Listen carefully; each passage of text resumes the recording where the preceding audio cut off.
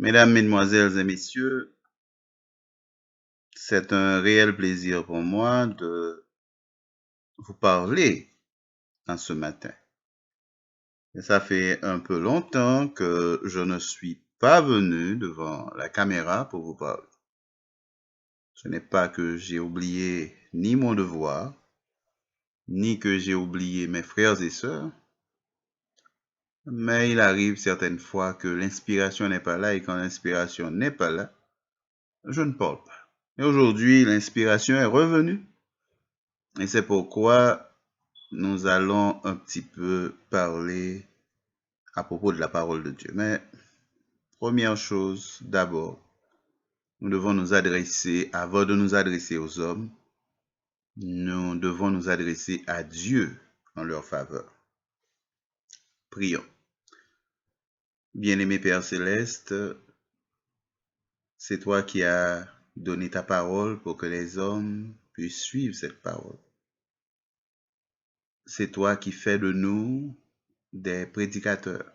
Nous ne sommes absolument rien, nous ne sommes pas qualifiés pour la tâche, mais nous croyons en toi et nous savons que tu es capable de nous donner tout ce qu'il faut pour pouvoir parler en ton nom. Nous te demandons de nous pardonner nos péchés, à nous qui parlons et à ceux qui écoutent, afin que ta parole soit transmise à tes serviteurs et servantes sans altération aucune. Que ta paix et ta grâce soient avec nous au nom de Jésus. Amen.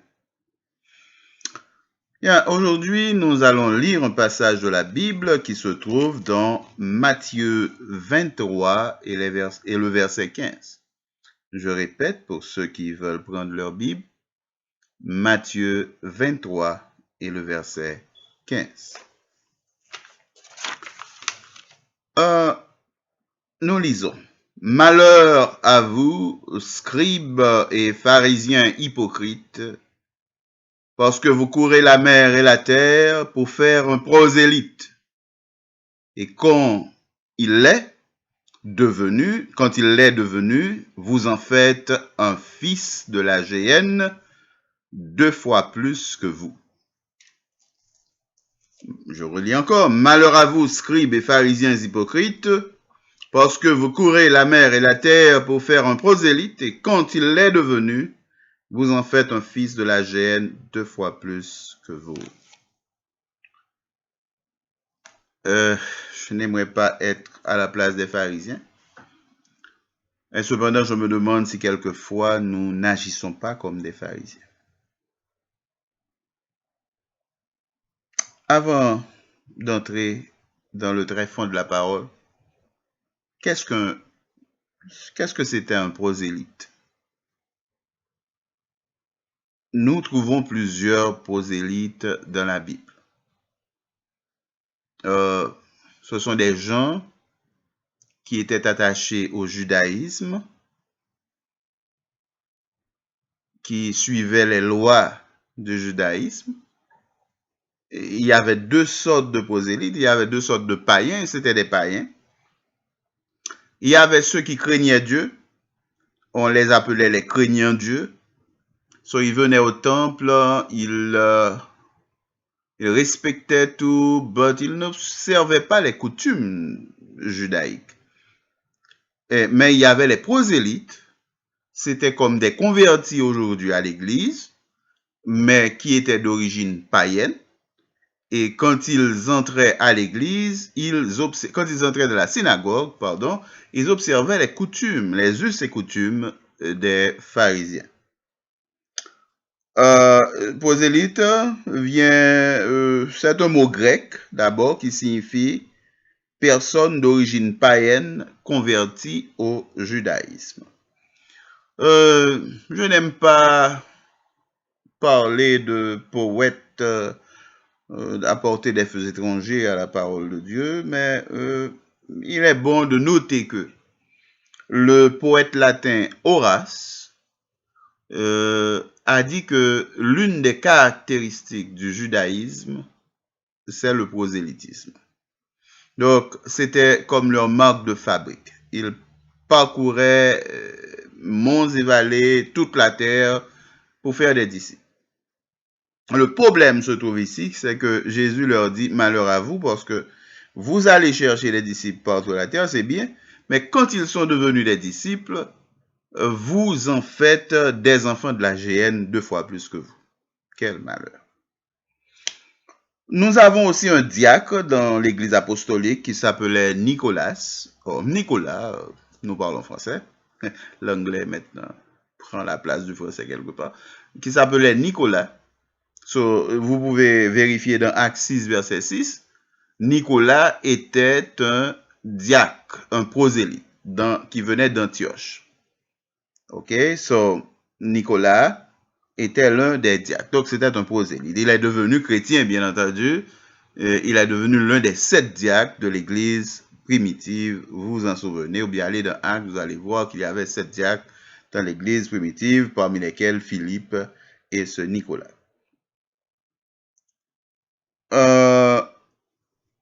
C'est tout ce que nous pouvons dire maintenant. Il y avait d'autres personnes, par exemple l'eunuque éthiopien était un homme attaché au judaïsme. Il lisait sa Bible, correctement. Peut-être qu'il était un prosélyte. Il y avait encore beaucoup de prosélytes en Syrie, dans les autres parties qui n'étaient pas à Jérusalem, les autres endroits où il y avait des Juifs, il y avait toujours des prosélytes. Donc Jésus savait bien l'histoire. Il parcourait la terre et la mer, comme le dit le verset 15. Ok, vous courez la mer et la terre pour faire un prosélyte. Et quand il l'est devenu, vous en faites un fils de la géhenne. Vous en faites un fils de la géhenne. Quel rapport cela a-t-il avec notre Église d'aujourd'hui? Quelles leçons nous pourrons tirer de cela? Premièrement, nous pouvons dire que même le pouvoir religieux, parfois, peut être corrompu. Et peut-être ne pas être pur, tout à fait pur. Quand nous faisons des efforts d'évangélisation, d'abord, laissez-moi dire, un effort d'évangélisation n'est pas comme une campagne politique. Vous savez, une campagne, qu'est-ce qu'on dit, une campagne politique, c'est quelque chose qu'un leader fait. Il a une idée en tête. Et l'idée qu'il a en tête, c'est qu'il voit le bien du pays, ou il voit son bien personnel, il a des objectifs à atteindre. Maintenant, il passe par toutes sortes de calculs pour arriver à ses buts, pour arriver à ses fins, à son but. La campagne d'évangélisation est faite par un serviteur de Dieu. Un serviteur dans les deux sens. Celui qui sert Dieu parce qu'il a la parole, il est imprégné de la vie de Dieu et il parle de la part de Dieu. Mais ce qui arrive, des fois nous parlons et comme dit Jésus, la parole va dans des terrains pierreux. Quand ce n'est pas notre faute, absolument pas. Nous faisons tout ce qui est bien, nous faisons le suivi des campagnes d'évangélisation, nous allons partout, nous prêchons, nous supportons le frère, nous faisons tout, mais le frère s'en va. Il n'y a rien à voir avec un prosélyte là, cette histoire de malheur à vous, scribes et pharisiens. Non. Mais le bas blesse.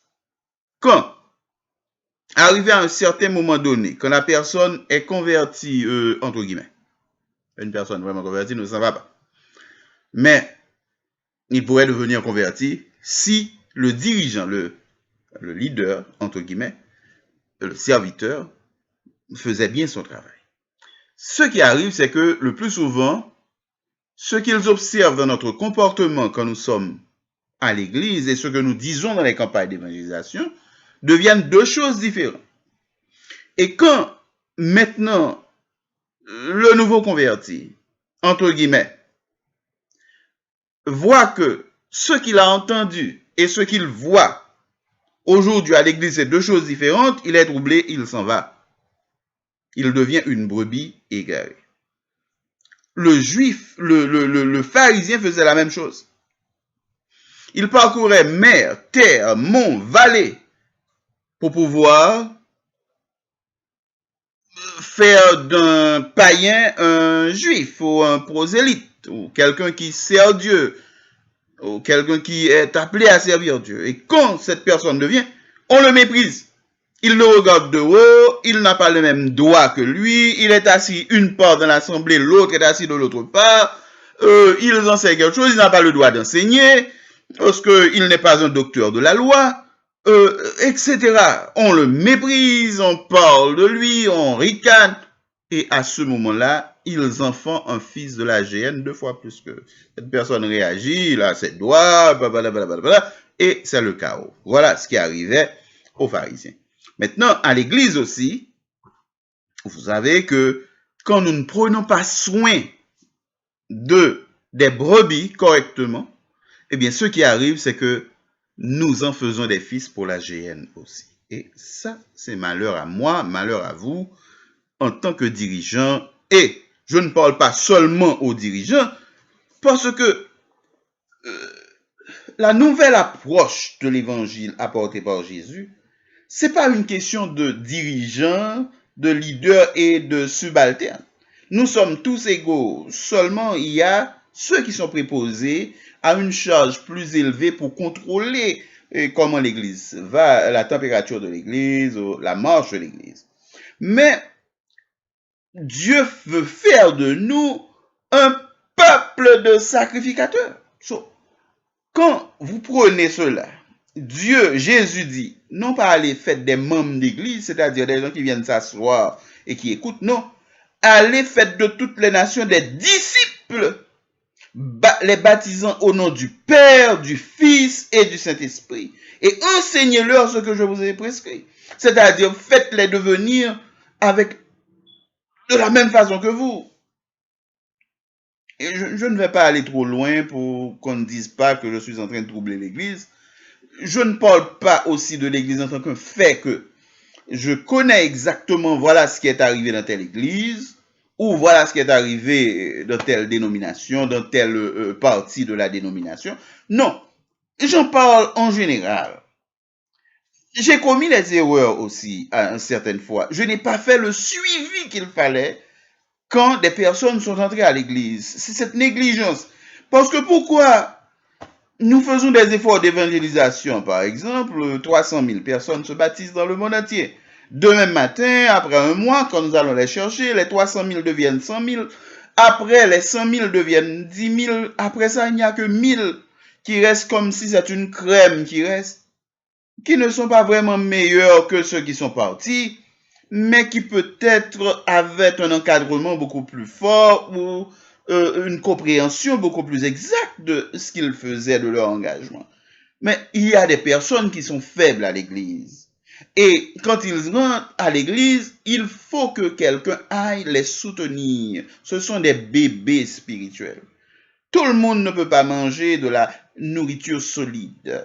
Il faut quelqu'un pour l'aider. Donc, quand nous baptisons les gens, quand nous faisons des campagnes d'évangélisation, nous devons faire le suivi et c'est important. Et le suivi, nous devons agir non pas comme des leaders, parce qu'il y a une différence, le problème se trouve là. Il y a une différence entre le leader et le serviteur. Le leader, c'est quelqu'un, comme je vous l'ai dit au commencement, qui prend en charge quelque chose et qui a un objectif à atteindre, mais qui a son propre objectif. Le serviteur de Dieu, laissez-moi regarder une petite note en parlant du serviteur. Donc, le serviteur de Dieu, c'est le diaconos. C'est le mot que j'avais oublié. Il est non seulement le serviteur de Dieu, le prophète, le prêtre, etc., mais il est le diaconos. Qu'est-ce que c'est qu'un diaconos, un diacre, un serviteur, un ministre? Nous sommes tous des ministres de Dieu. Que personne ne vienne vous troubler, vous dire qu'il faut aller à la faculté de théologie pour être un ministre. Non, le Saint-Esprit a été donné à tout le monde. Et quand le Saint-Esprit est donné à tout le monde, seulement, nous n'avons pas une église de désordre. Il y a une hiérarchie, il faut respecter cette hiérarchie. Mais M. Wilson n'est pas meilleur que M. Joel Milry. Même quand Joel Milry a péché beaucoup plus que M. Wilson. Joel Milry est un serviteur de Dieu s'il se repent, s'il veut faire la volonté de Dieu, s'il se dit comme cet homme qui a dit un jour, je vais m'occuper des affaires de Dieu. Il commence à le faire avec discipline, il commence à le faire avec suivi, avec quelque chose. Il est un serviteur de Dieu. Donc, le serviteur de Dieu, le diaconat, le diaconos, c'est quoi? C'est celui qui prend soin de quelqu'un et qui représente ses intérêts. Je reprends, c'est celui qui prend soin de quelqu'un et qui représente ses intérêts. Prenons-nous soin des gens.